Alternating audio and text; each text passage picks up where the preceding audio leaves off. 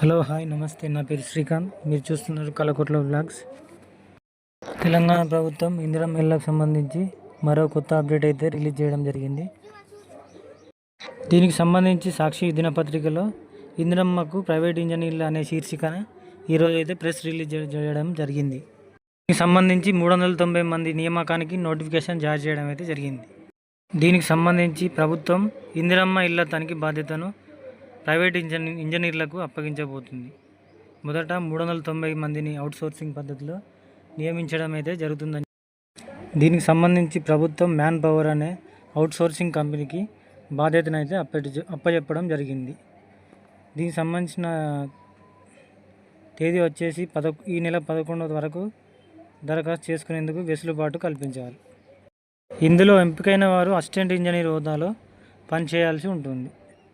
మొదటగా 1 సంవత్సరం వీరితో గృహ నిర్మాణ శాఖ ఒప్పందం అయితే కుదుర్చుకోనుంది. మరో 2 వారాల్లో వీరిని విధుల్లోకి తీసుకోనుంది. గతంలో గృహ నిర్మాణ శాఖలో చాలినంత మంది ప్రభుత్వ ఇంజనీర్లు ఉండేవారు.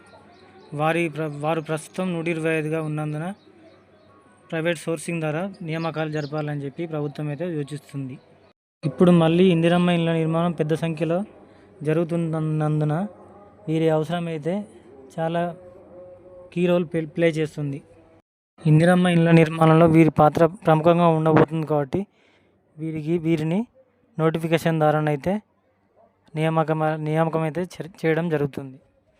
కావున ఎలిజిబిలిటీ ఉన్నవారు ఎవరైనా ఉంటే ఈ సదవకాశాన్ని వినియోగించగలరని మనవి. 2 వారాల్లోనే విధులకు చేరే అవకాశం ఉన్నందున నిరుద్యోగులు ఎవరైనా ఉంటే ఖచ్చితంగా ఈ అవకాశం వినియోగించగలరని మనవి. మరియు జీతభత్యాలు కూడా కొంచెం ఆశాజనకంగానే కనబడుతున్నాయి. Okay, thank you.